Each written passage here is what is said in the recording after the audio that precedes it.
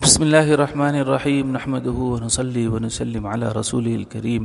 عن فضالة ابن عبيد رضي الله عنه قال: بينما رسول الله صلى الله عليه وسلم قاعد إذ دخل رجل فصلى فقال: اللهم اغفر لي وارحمني.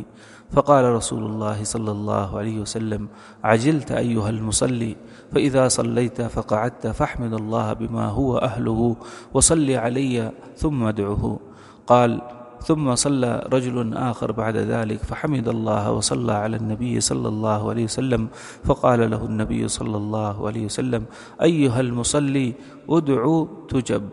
رواه الترمذي وروى ابو داود والنسائی نحوه كذا في المشکات۔ حضرت فضالہ رضی اللہ عنہ فرماتے ہیں، ایک مرتبہ حضور اقدس صلی اللہ علیہ وسلم تشریف فرماتے، ایک صاحب داخل ہوئے اور نماز پڑھی، پھر اللہم اغفر لی ورحمنی کے ساتھ دعا کی۔ حضور اقدس صلی اللہ علیہ وسلم نے ارشاد فرمایا: او نمازی، تو نے جلدی کر دی، جب تو نماز پڑھے تو اول تو اللہ جل شانہ کی حمد کر جیسا کہ اس کی شان کے مناسب ہے، پھر مجھ پر درود پڑھ، پھر دعا مانگ۔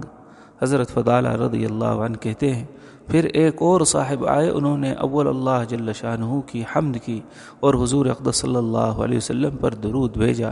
حضور صلی اللہ علیہ وسلم نے ان صاحب سے ارشاد فرمایا: اے نمازی، اب دعا کر، تیری دعا قبول کی جائے گی۔ فائدے میں حضرت شیخ نور اللہ مرقدہ لکھتے ہیں، یہ مضمون بھی کثرت روایات میں ذکر کیا گیا ہے۔ علامہ سخاوی رحمۃ اللہ علیہ کہتے ہیں کہ درود شریف دعا کے اول میں، درمیان اور اخیر میں ہونا چاہیے۔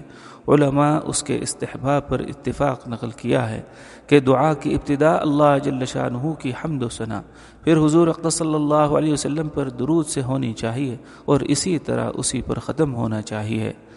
اقلیشی رحمۃ اللہ علیہ کہتے ہیں کہ جب تو اللہ سے دعا کرے تو پہلے حمد کے ساتھ ابتدا کر، پھر حضور صلی اللہ علیہ وسلم پر درود بھیج، اور درود شریف کو دعا کے اول میں، دعا کے بیچ میں، دعا کے اخیر میں کر، اور درود کے وقت میں حضور اقدس صلی اللہ علیہ وسلم کے اعلیٰ فضائل کو ذکر کیا کر۔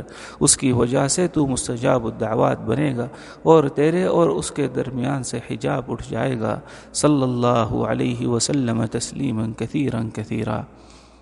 حضرت جابر رضی اللہ عنہ حضور اقدس صلی اللہ علیہ وسلم کے ارشاد نقل کرتے ہیں کہ مجھ کو سوار کے لیے پیالے کی طرح نہ بناؤ۔ صحابہ رضی اللہ عنہم نے عرض کیا: یا رسول اللہ، سوار کے پیالے سے کیا مطلب؟ حضور صلی اللہ علیہ وسلم نے فرمایا کہ مسافر اپنی حاجت سے فراغت پر برتن میں پانی ڈالتا ہے، اس کے بعد اس کو اگر پینے کی یا وضو کی ضرورت ہوتی ہے تو پیتا ہے یا وضو کرتا ہے، ورنہ پھینک دیتا ہے۔